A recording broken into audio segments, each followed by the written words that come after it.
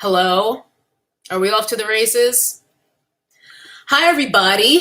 Looks like there's a decent amount. Y'all have been talking without me as usual. Rude. How's everyone doing? Happy Wednesday. Sevray, first time catching a live. They're overrated. You're not missing anything. Thanks, Julia. Hey, everybody. How's everyone doing on this fine Wednesday? Cecilia, before we even get into Queen and Slim, I'm going to let you know I got mixed feelings on that movie. And by the by, if anyone here has not seen it yet, this will not be a spoiler-free discussion.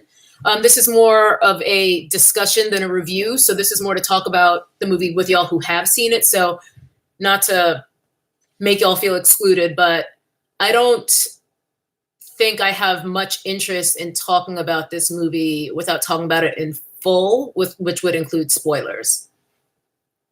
Hey, everybody. People still trickling in.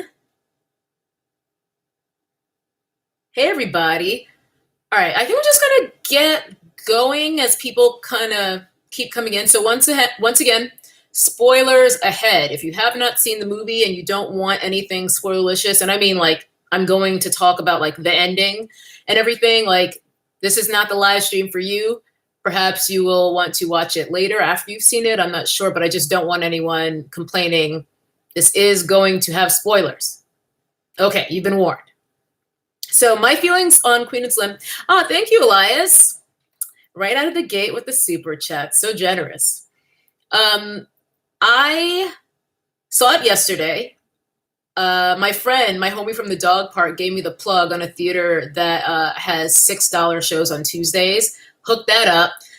So nice to pay $6 instead of $16, which is what it usually costs around LA. There goes Ray Ray.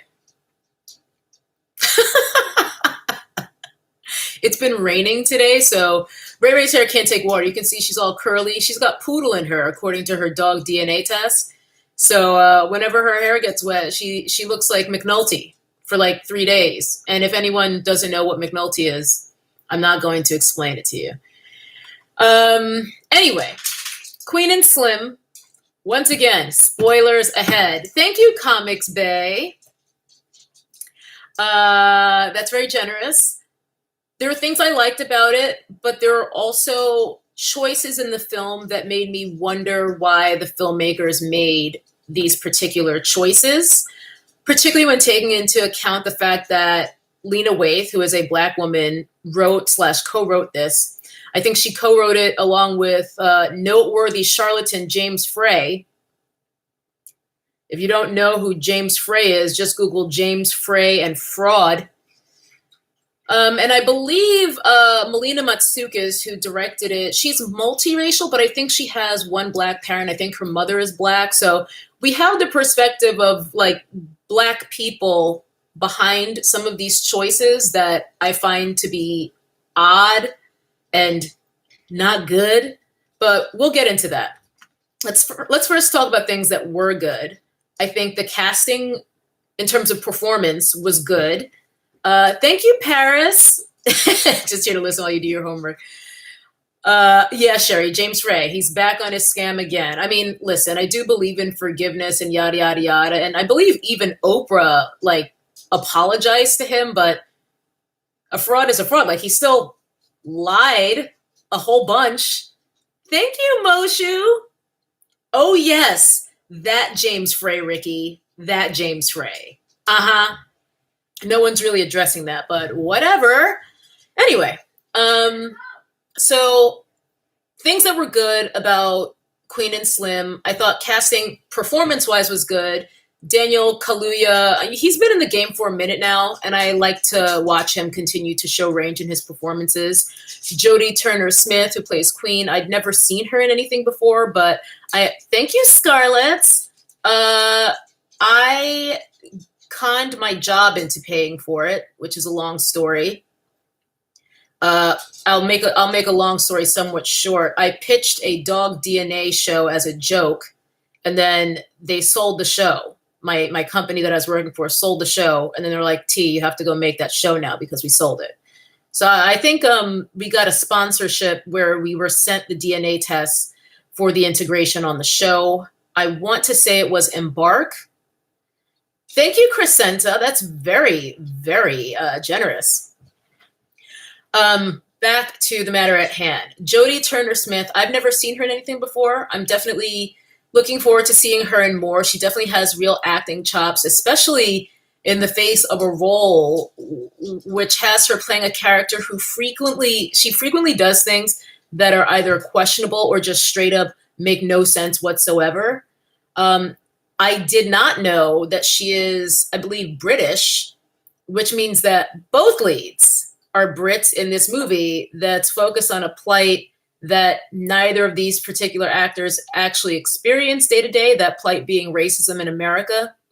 I know much has been made of this issue lately in the social media echo chamber. I mean, on the one hand, coming from a director background, I do understand casting the strongest actors for the roles. On the other hand, why does this keep happening? You know what I'm saying? Like from David Oyelowo to Cynthia Erivo or whatever the hell her name is to this. I don't really understand why this keeps happening. Like y'all seriously can't find one Black actor and one Black actress of American descent who are talented enough to play these parts? I'm honestly asking the question. Like, I just want to know. Anyway, Tat Radcliffe, who I had to look up, that is the cinematographer. Not familiar with him either, but if we're talking about people who nailed it, he is included on that list. Faux show. I would have to say because the film stunning visually, and a great deal of credit on that, on these visuals, has to go to Matsukis, because she, in case you guys didn't know, she directed Formation, Beyonce's Formation music video. So clearly she's got it when it comes to an eye. You know, she's got a great eye. She has a very strong sense of aesthetic. And the movie just looks beautiful, period, end of sentence. But then, there are story beats where things straight up do not make sense. And there are also things that play into tropes and expectations that I don't feel were necessary because I know a lot of us are tired of seeing them. Thank you, Lolo. I know a lot of us are tired of seeing these tropes. There's tropes that I'm tired of seeing in every genre, to be fair. Whether it's rom-coms, which I never watched, so I shouldn't even be citing those, or superhero movies, or for that matter, slave movies. There's tropes that I'm tired of seeing across them all. But when we're dealing in issues of race, perpetuating some tropes is far more damaging than others. Like, if we're talking about a rom-com trope where it's just like, oh, the girl's really pretty if you just take off her glasses, like, that's more annoying. But in a situation like this where we're dealing with racial issues and you're perpetuating certain tropes, that's harmful. And the very fact that and again, we're getting into spoilers in this. So if you didn't hear me say it earlier, this is not a spoiler-free discussion. The very fact that they refer to Queen and Slim as like the Black Bonnie and Clyde, not just in the marketing, but within the film itself. I mean, that lets you know how the movie's going to end from the jump, doesn't it? Queen is a lawyer, and she displays incredibly poor judgment and almost zero self-awareness in repeated instances. Frankly, she is the reason that they wind up in this pickle, you know? Thank you, Pajama Girl. You guys came through at the same time. Shayandra and Pajama Girl, thank you so much. Sped home from the theater so I could hear your thoughts. Yes, I agree with what you're saying. I have very mixed feelings about it. I don't really know what the reaction has been on social media all that much, other than that I've heard it's been mixed. But as is usually my bag, I did not watch reviews. I made a point to avoid other people's reviews because I didn't want to inadvertently regurgitate things other people were saying. Shayandra, oh, thank you so much. That's sweet. Gina from Pasadena, you got blocked because you used the word porn, but I just put you through. Hey, Tashi, how you doing, girl? Having said all that, I gotta say, I've been on Tinder dates that might be worse than Queen and Slim's. Obviously kidding. So Slim, another one where it's just like the judgment. What are you thinking? Like a few different times and like critical things. The most notable being the one when they're at the mechanic and he grabs that phone. That was like being in a theater and watching a horror movie and watching the girl run upstairs to get away instead of running out the front door. Like just fucking stupid. Slim making that call. I mean, granted, they've set up that he's really close to his family and he really wants to call his family, but that even with that backstory, like not realistic, not justified. I don't buy it. That phone call was so unbelievably dumb that it was literally unbelievable for me. I simply don't buy that he would have been stupid enough to make a fatal error like that, and it felt like something they contrived to advance the plot. I hated it. I also hated that scene where Slim gives the gas station attendant his loaded gun. What? I don't know. And then the guy actually lets him go and lets him mug him for free gas. Like, give me a fucking break. That made zero sense. I don't know why they wrote that way, because that actually was just like, this is the stupidest scene probably in the entire movie. Like, what is happening?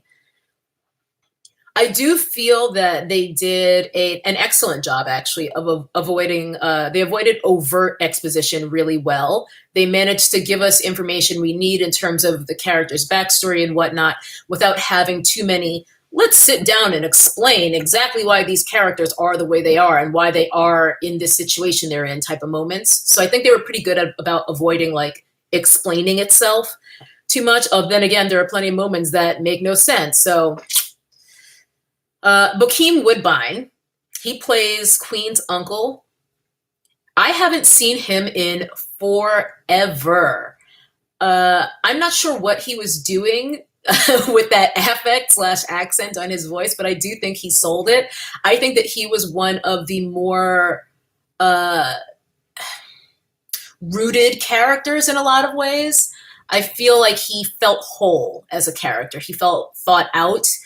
His voice actually, what he was doing to his voice kind of reminded me of Bernie Mac mixed with someone else I can't quite put my finger on, but I thought he was mostly enjoyable. I just want to know, like, why you got to be a batterer and a pimp, though?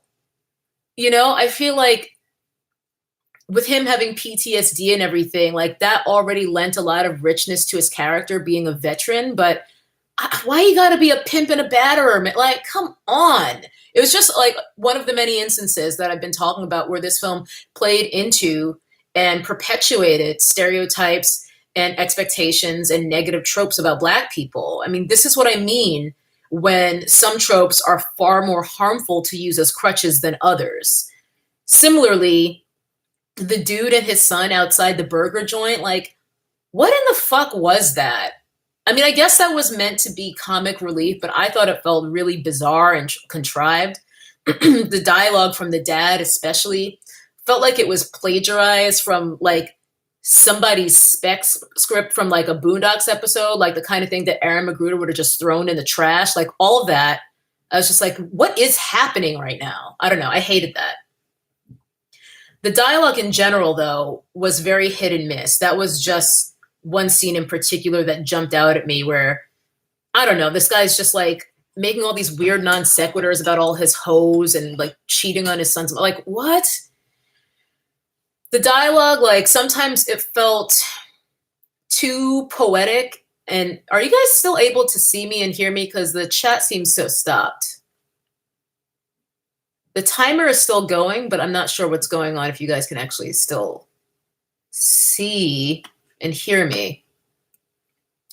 You know what? Stand by. I'm nervous that you guys aren't even seeing me, so let me check in another window. Let me just mute my thing here.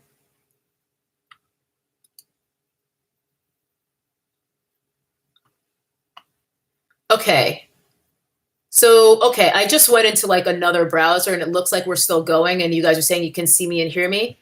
It's just frozen in my like controller panel or whatever. So I'm going to keep going, and I'll have to be toggling back and forth as I look at the chat and my notes here. So anyway, the dialogue, it felt wannabe poetic and fake deep to me. It was just like not believable.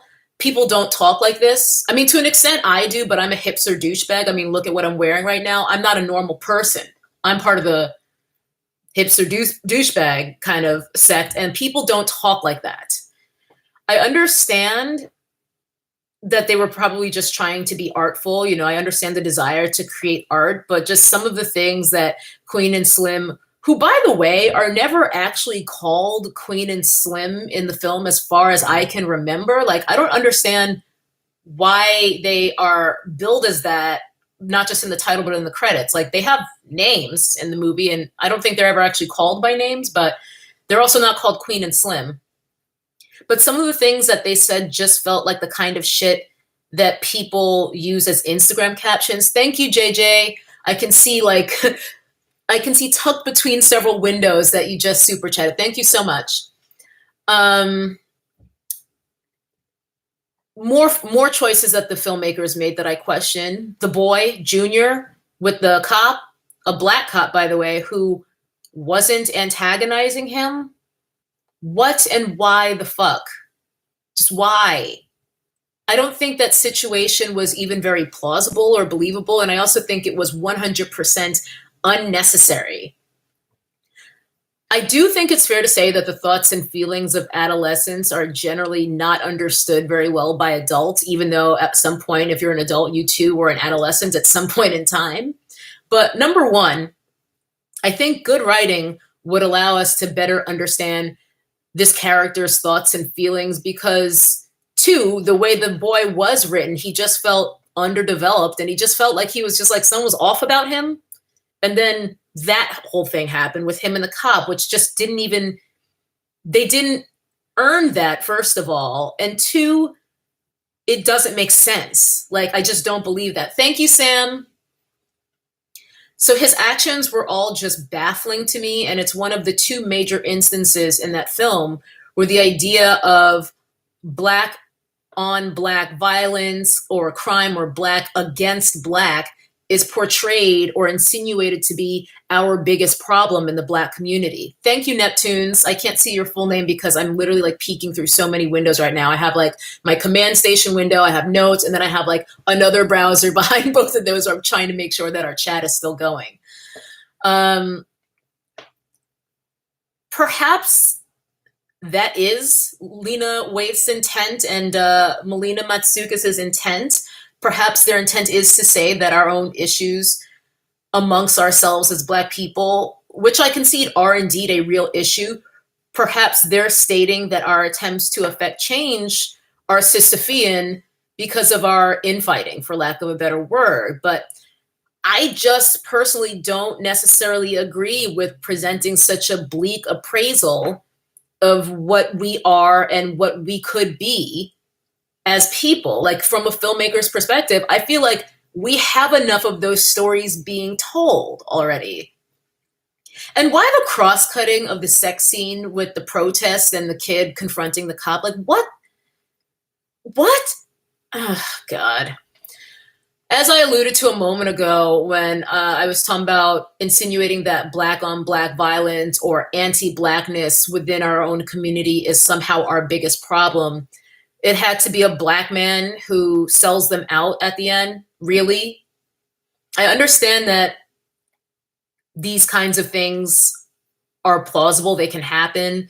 The desperation that can come from living the Black experience in America can lead to a complete loss of all scruples. I understand that in real life, I suppose that would be a plausible thing for a person to do. I'm not even sure that I fully believe that.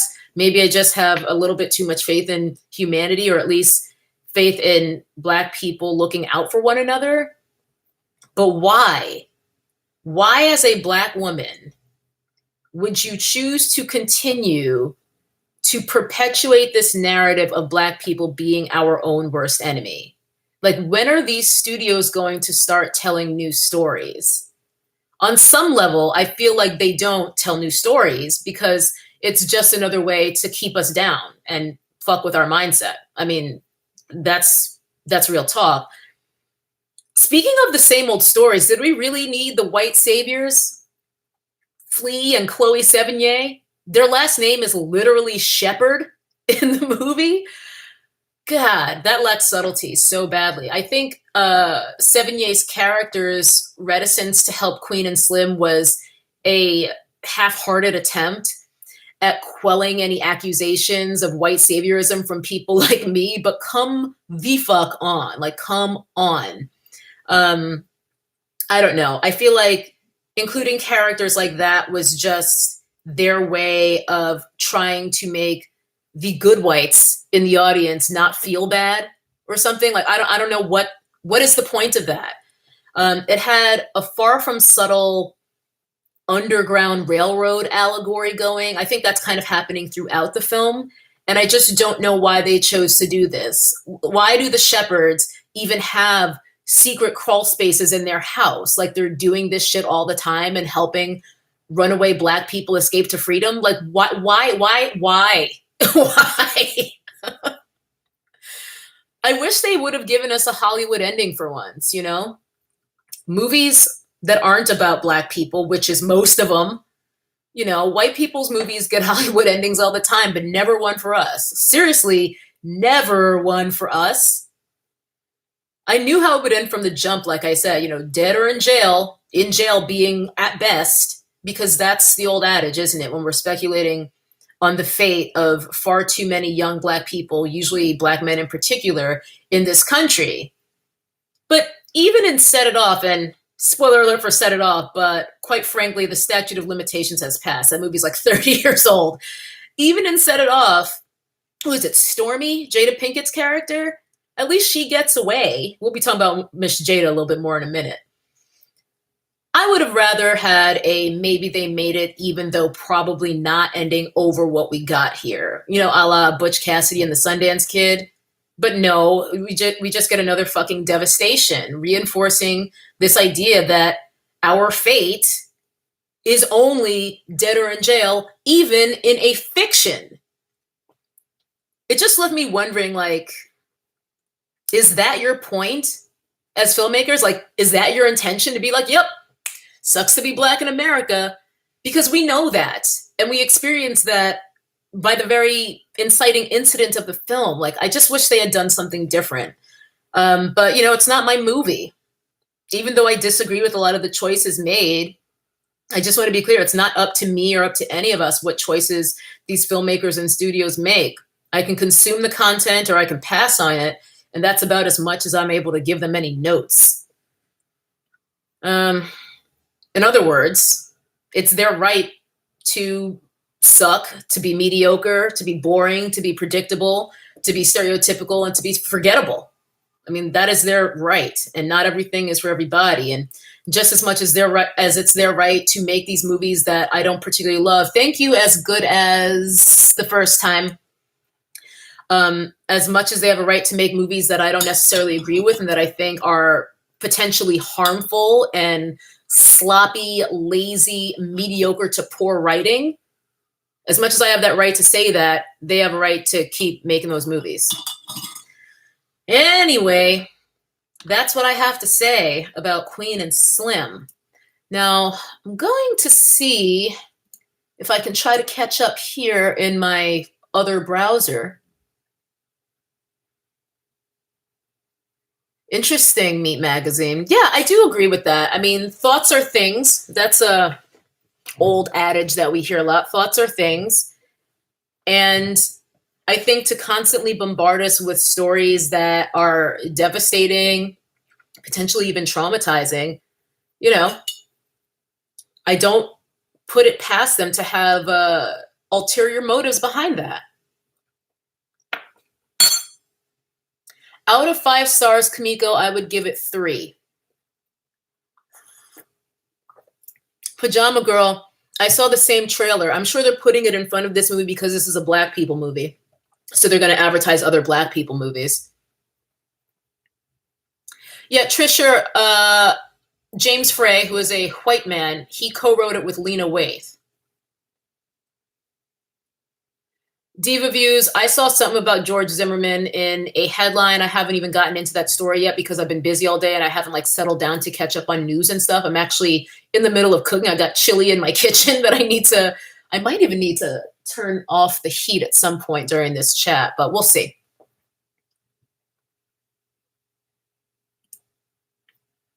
I'm saying Phyla or Fila, I'm not sure. I mean, every once in a while we do get more uplifting movies like the one with Taraji where she was working at NASA or whatever. I mean, that movie wasn't very good. Hidden Figures, was that it? And even that one, they still had to crowbar in like white savior nonsense. Ugh. Yes, Gila. Frey of phony Oprah book club fame. Yes, Pajama Girl, it is Noah's chili. That's exactly what I'm making, except I always make it with turkey. I don't usually use beef. Hey, Teddy, welcome to your first live. Hopefully not the last. He's trying to sue Trayvon's family. Hermit TV, I mean, it's too late now. Ms. Welcome, I don't think there were any white people in the audience when I went to see the movie. It was blackety black, black, black. Because I went to like a 2:15 show and it was a Tuesday. So there's already not going to be that many people there anyway. And I think everyone I saw was black.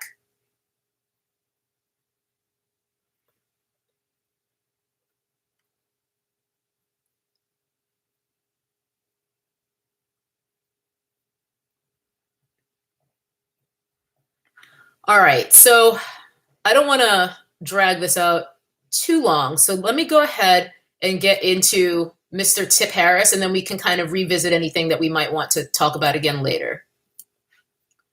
But let me get my notes on TI now.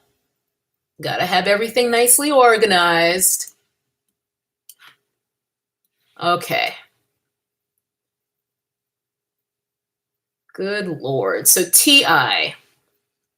We already talked about this, I think the last time I went live. But, okay, so TI.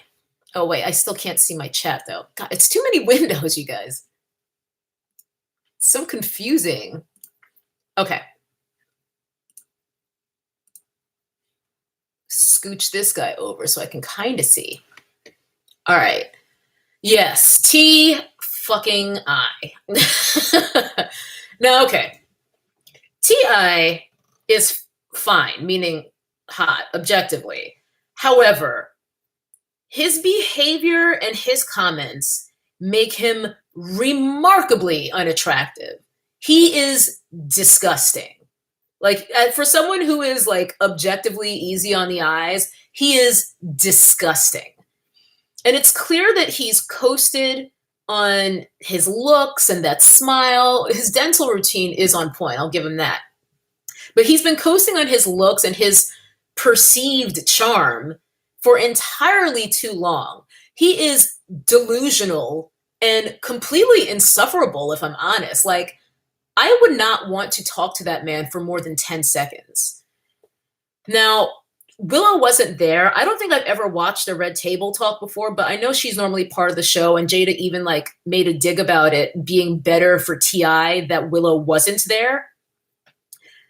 I don't know why Tiny was even there because they did it in two parts. Like, part one was addressing his moronic, disgusting comments about taking his daughter to the gynecologist so that he could have her hymen inspected.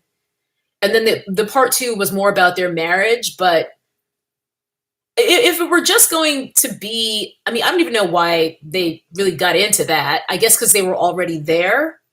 But I don't even know why Tiny was there to talk about TI's extramarital daughter's hymen. Like, what? Okay.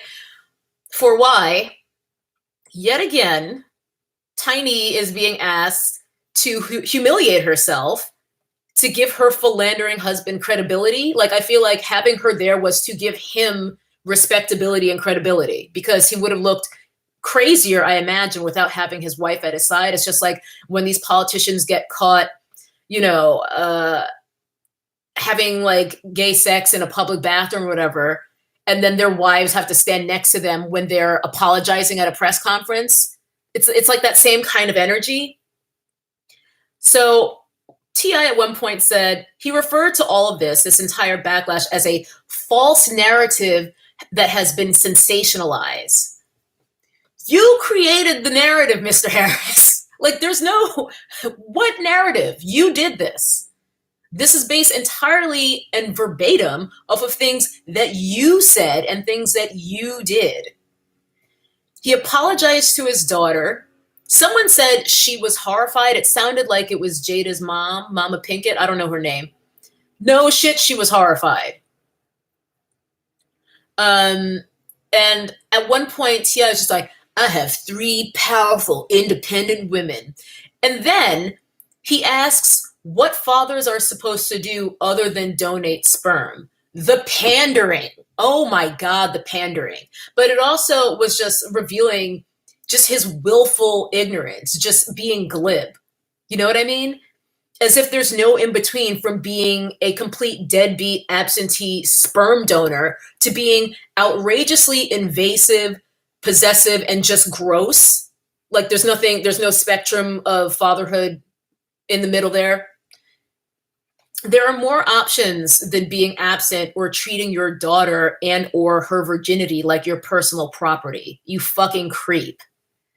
When Jada was trying to explain the father's role, at least how she saw it, it's so clear that he wasn't even listening. Just sure, that's right, exactly. Like the lights are on, but no one's home. Like you could look in his eyes and see they were just glazed over because he's such a misogynist, self-absorbed asshole. He doesn't care. Like he's just doing damage control. He doesn't actually care to listen and maybe to learn.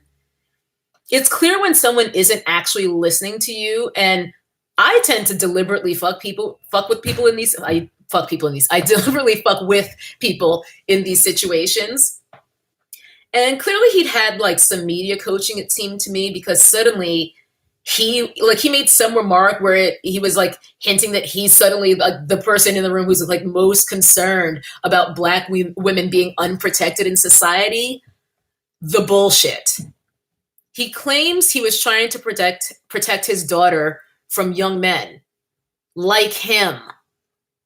Men who don't have her feelings and interests at heart. And his way to do this was by inspecting her hymen. That's how you're gonna, okay. And he said, I think he said that sex is the end of childhood. And once you have sex, now you're an adult and you must be treated as such. And he was talking about like birth control, and he kept saying having a plan and not running around, not knowing what you want to do with your life. Things like this, like very just like vague, weird things. And he said that the stakes were higher. Like part of his reason for this was the stakes are higher if his daughter gets pregnant because the household changes immediately. This is a direct quotation. The household changes immediately. Whereas if his son got a girl pregnant, they have 9 months to, I guess, prepare. In both instances, your child is having a child. The household is changing in both, like, I don't know. I guess he's just like nitpicking about how the day-to-day he has to deal with the inconvenience of his daughter actually going through a pregnancy. So that justifies his behavior. Okay. I think Jada or her mom brought up patriarchy, and T.I. goes, I've heard that word before. You've heard the word before. All that time in jail, learning words that you can't even use correctly. And he somehow never looked up or encountered the word patriarchy? I don't know how he managed to sound even dumber, but here we are. Jada says at one point that he doesn't understand the level. And he says, I don't. Like, he's proud. Like, the end. He doesn't care. Like, he doesn't understand the level of this invasion, the level of this intrusion, of this trauma that he's inflicted. He's just like, I don't. That's it. He's just tired of getting heat. That's all. That's the only reason he did this. He's tired of getting heat. Jada Pinkett in that Red Table Talk seems to be like the come to Jesus moment amongst the Black community now. Whenever someone's in hot water, they seem to have to go on Red Table Talk now.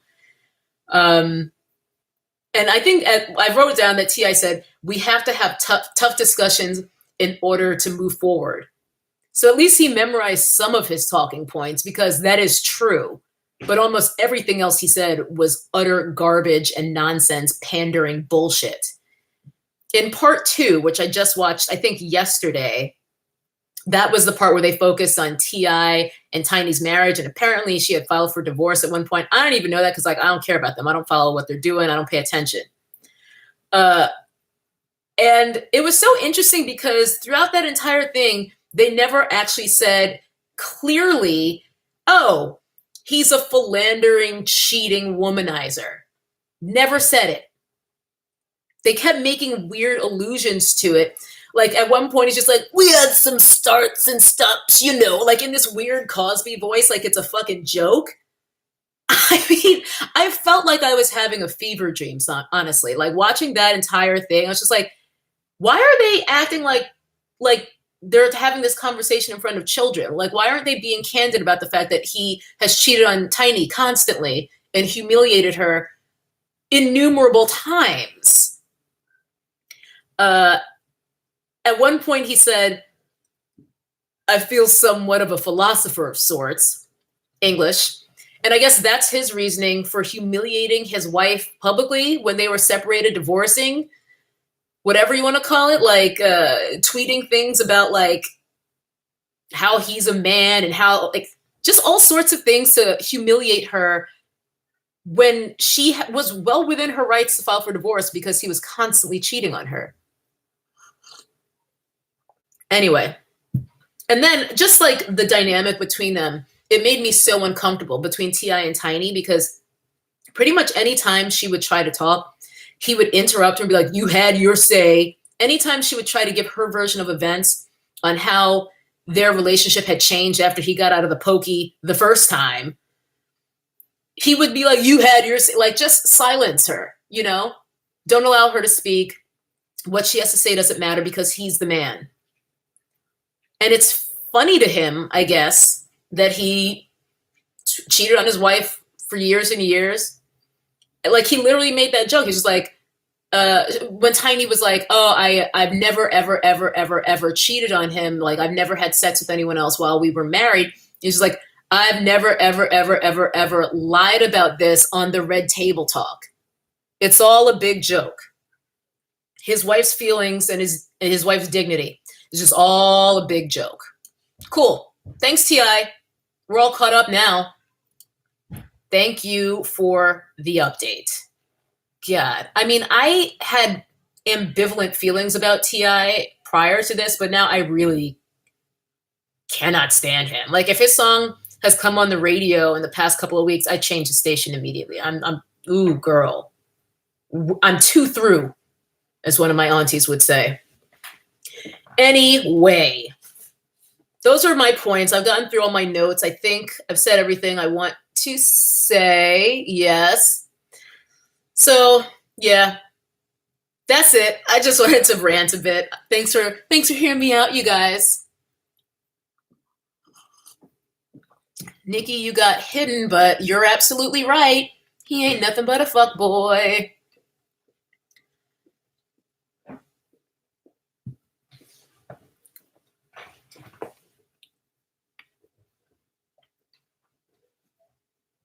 God, this is going so fast. I'm trying to... yeah, I hear you, Sherry. She does stay and take it. I mean, I would have been long gone. Oh, I'm drinking a hot toddy, Gabrielle. My usual on a blustery, well, it's not winter yet, but autumnal evening.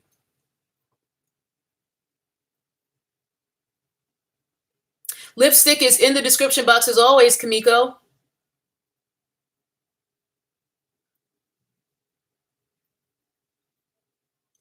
Exactly, Tia. Like, and the doctor, even in the initial clips that got him in this hot water, the doctor told him as much about how there's lots of ways that the hymen can be broken without sex. And I doubt that the doctor didn't also include, like, you can be fucking and still have it intact. Like, it's not for some people it's flexible and it just bent. Like, anyway. I do not have a hot toddy recipe per se. I mean, you can make it however you want. The general recipe for a hot toddy, I mean, you could just Google it. It's bourbon, hot water, lemon, honey, and cloves. I don't really fuck with cloves. I just don't bother. I use bourbon, which I usually use butternut squash infused bourbon that I make. I've told you guys about that before. Honey, lemon, and ginger syrup. That's pretty much it. He is skeezer. That's right. Right. I agree, Nakia. Ooh, her name is Tajay. That, I mean, listen, everyone has a kink, but I've not heard that before.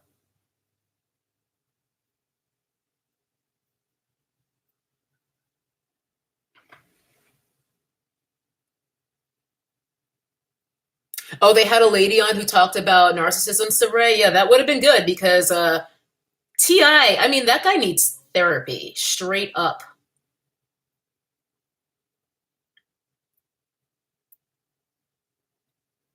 I don't know what you guys are talking about with Loney and Shan Booty or whatever her name is. I don't know that much about her. I know I've seen like maybe one or two of her YouTube videos, but like I don't really follow her.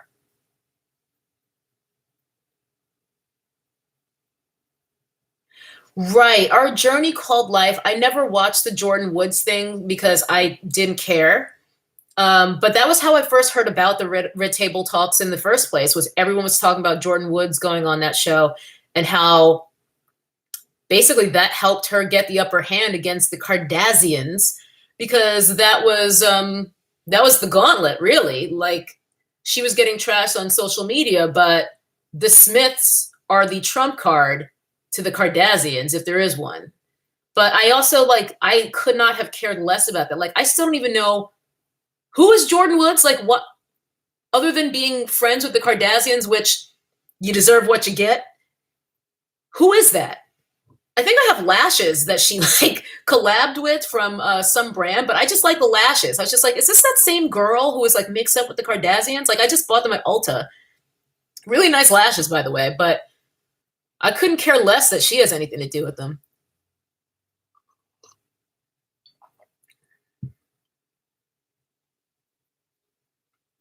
Oh, Rachel, that's a very simple toddy.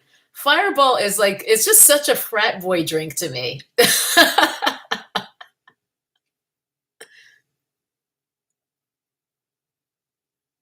What?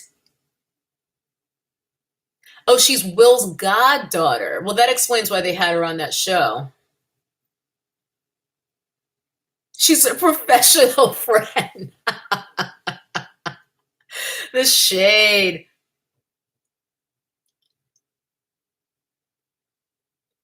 Oh, interesting, Sherry. I mean, I can't say I'm going to look into that because not interested. I don't know. Just sounds boring.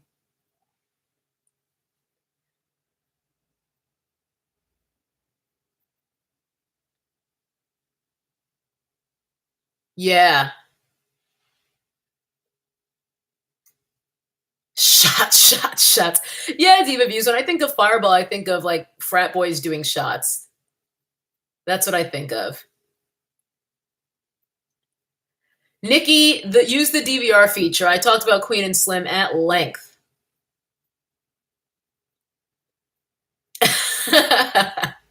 Yeah, Boutique Ms. It's funny because like my name is spelled the same as TI for the most part. You know, obviously I don't capitalize the I, but it'll be like someone wrote like T is canceled. I was just like, oh TI. I was just like, well, I mean, I might be canceled too. Who knows? Microwave vodka. That is the worst thing I have heard in a long time. And I mean a long time. Good God. You know what? As good as the first time, you guys, you're right. You guys, I think I should jump. I don't want to keep you on too long because it is a school night, as I like to say, and I got to check on my chili. So I'm gonna call it. But thank you for hanging out with me and listening to me vent. I do want to do more lives this month because it's the holidays, and I feel like people have a little bit more downtime, maybe, possibly, hopefully. But I'll see you guys again soon. Thanks for hanging with me. And yeah, I think that's it for now. And by the way, thank you to everyone who's on my Patreon. We did a poll not too long ago, I think it was last week, where I asked what you guys wanted my next video to be. The results are in. It's going to be the pressure to be poised. So I'm hoping to have that up by Friday. But that's it for now. I got to check on my chili before I burn it or get it stuck to the bottom of the pot. And I'll see you guys later. Bye.